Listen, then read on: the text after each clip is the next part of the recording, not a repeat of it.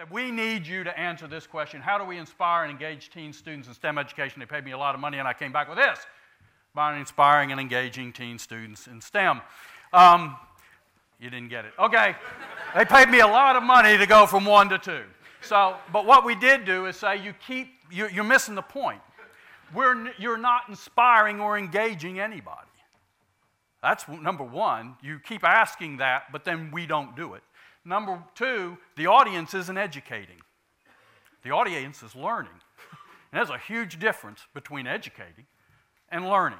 So then they started saying, okay, maybe it was worthwhile engaging you. This goes for nearly 15 years, folks. We started out in edutainment. I've been invited out of more conferences than I've invited into in education, because we keep falling back to the fundamentals we use in marketing, in building rides, and building theme parks, and that is engaging our audience. So let's imagine, and this, when we got going on this,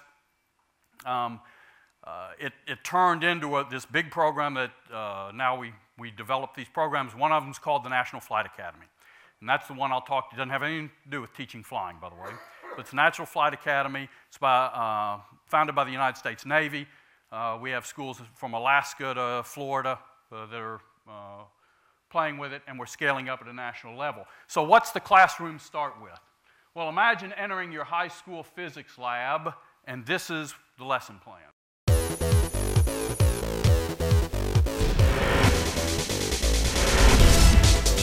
I had just returned from a training mission, flying one of DARPA's top secret transformational planes. This thing is so cool. It can fly at Mach 3, drive on land, hover on water, even turn into a helicopter. It was the craziest thing I've ever done. Or so I thought. Sir, we recorded 2 underwater quakes at 7.9 and 8.2. At 1400 hours, an earthquake registering 8.2 ripped through the ocean floor, 300 miles off the United States eastern seaboard. A tsunami has been confirmed and is projected to hit the United States coast in less than 2 hours. Your assistance is needed on multiple fronts. Residents in these areas need to be airlifted out. Scientists securing the nuclear power plant will need last-minute evacuation. We have less than 2 hours. I need options. Get ready to fly.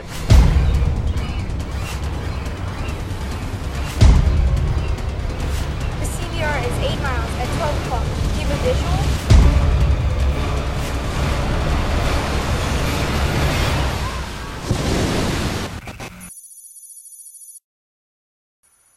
That's an actual trailer for the start of a 2-week lab that's part of the ACE Mission Labs. And the first thing that the students usually do is say, how do I do it? You know, we're really excited when you don't stand up and tell a student what you're going to teach them. We're really excited when a student says, how do I do that? What we have to do is be smart enough to get them to want to know what we want them to know. And that's a big difference between motivating and inspiring. So, first thing we do is, who are the audience? For us, the audience are the students. I hear a lot of discussion in STEM education about educating, curriculum, and objectives. What we think is important is learning, interests, and goals. If there is a learning desire, if the interests and the goals are aligned with where we would like them to be aligned, students will learn. We've been doing it for 4,000 years. It's a natural tendency for us to learn what we want to know. The audience, inspired versus motivated. A motivated audience is, you have to do this. You have to do it because Walmart, Blue Light Special, you have to buy this today because it's going off special. That's a motivation. Apple doesn't sell anything on sale. Their stores are jammed. They have an inspired audience where their product lines are fitting into that audience's life. Disney is an inspired brand. Lego, we've watched Lego has become an inspired brand.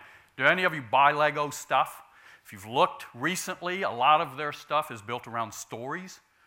You got Harry Potter Legos. It's not just building blocks. It's putting together things that fit within a story parameter that's important to the audience. So, the audience is inspired versus motivated. Engaged versus enforced.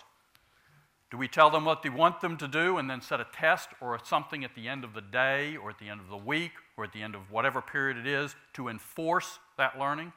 Or do we provide something they want to do and then enable them to be successful at it? Finally, the audience for what we do in our world at Universal are teens.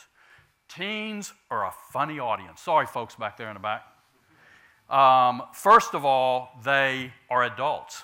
I hate to wake everybody up on that fact, but biologically, at some point, you start to become an adult.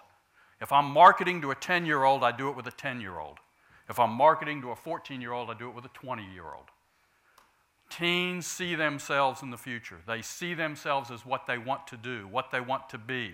They want to be a concert pianist. They want to be in the Olympics. When I was growing up, I wanted to go to the moon. I come from a nation that doesn't even have a space rocket right now. And I was inspired watching us land on the moon. My kids were inspired a little while ago, but teens today are inspired more by Snooki and the Situation. Hopefully not many of you know who those are. But if you do, you see my point, than they are by explorers or space adventures. So teens also want to do things that are relevant beyond the classroom. And guess what? Teens are just like adults. Teens are young adults. So what goes on in the classroom better be reflective of what their world is outside the classroom.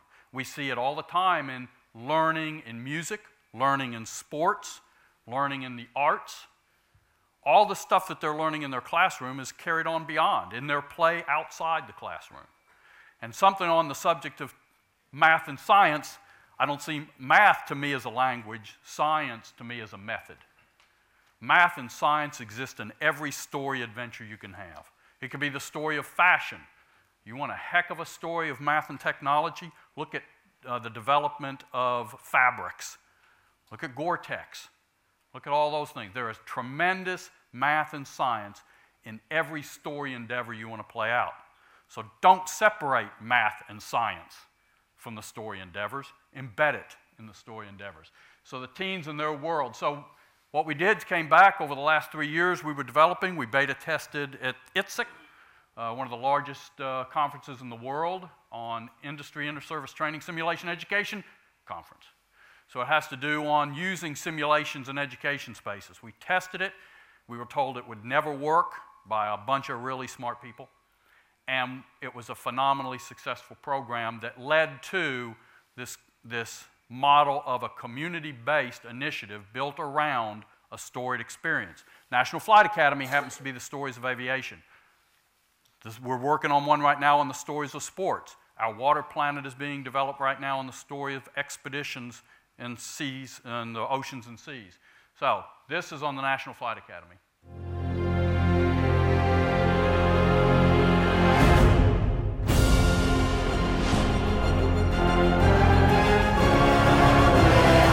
The National Flight Academy is transforming the education equation in science, technology, engineering, and math.